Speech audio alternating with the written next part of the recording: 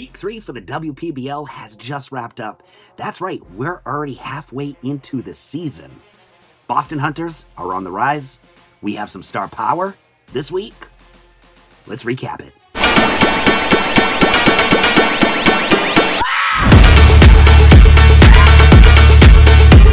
What is up, everybody? My name is Jeff, and we are here for our weekly rundown for the WPBL.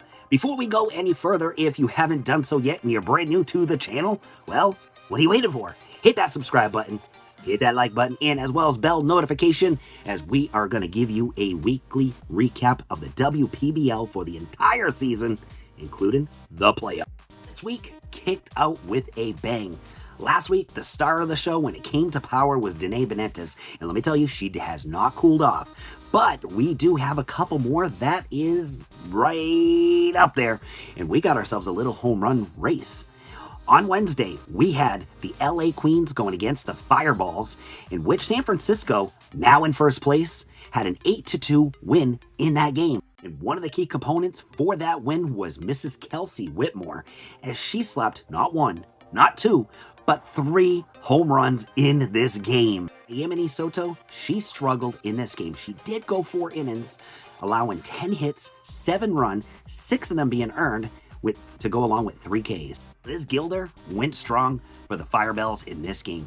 4 innings, allowing just 5 hits, 2 runs, 2 of them earned, and 1 K. And on Thursday's game of action, Boston Hunters going against the New York Heights. Before the start of this game, we learned some news. Keith Foulke was removed of his managerial duties and was replaced with former major leaguer Jemile Weeks. Boston was looking for a much-needed win out of this one with New York. So far, Boston has been matching up well with New York, and guess what they have during this one? They actually shut New York down for a 6-1 win.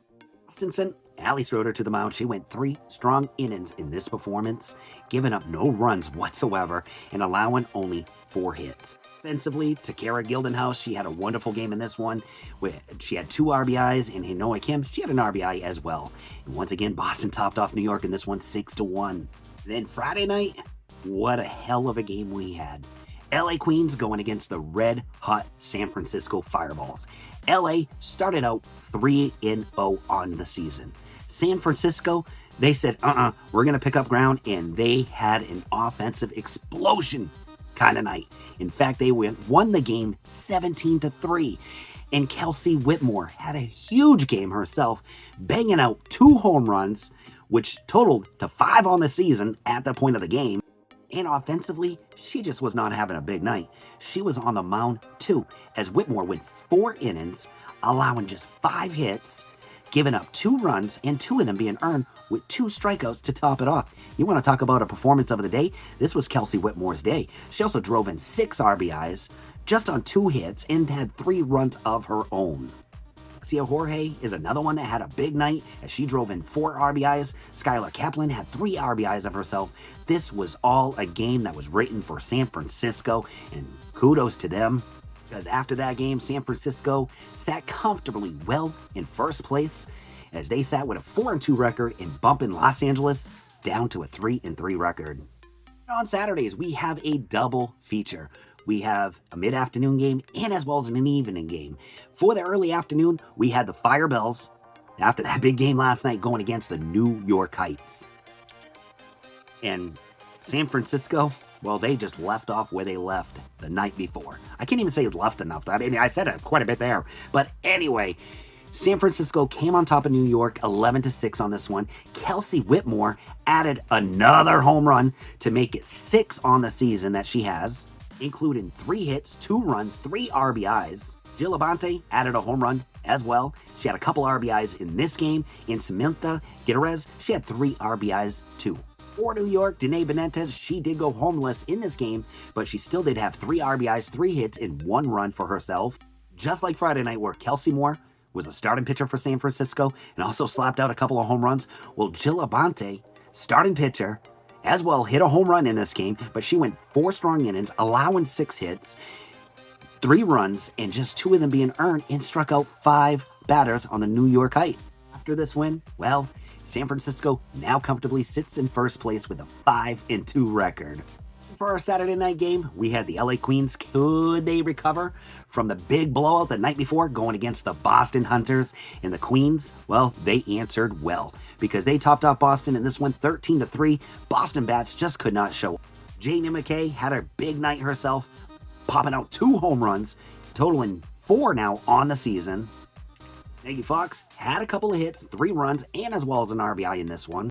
For LA, Michelle Roach, she was a starting pitcher. She went 4 strong innings, allowing just 4 hits, 3 runs, and 3 of them being earned to shut out the Boston Hunters. This big win, well, that puts the Queens knocking on the Firebells' door, coming close to first place. And for New York, and as well as Boston, well, they're tied in 3rd place with this one with a 2-4 record. And on Sunday to wrap up the week, I really hate to put it this way, but we had the battle of last place. Boston Hunters, New York Heights going against each other, and this was quite a tight game. Boston, well, they ended up scoring runs late in the game to top off the Heights with a 9-7 victory. Denae Benites stayed red hot in this game. She knocked out her 7th home run on the season.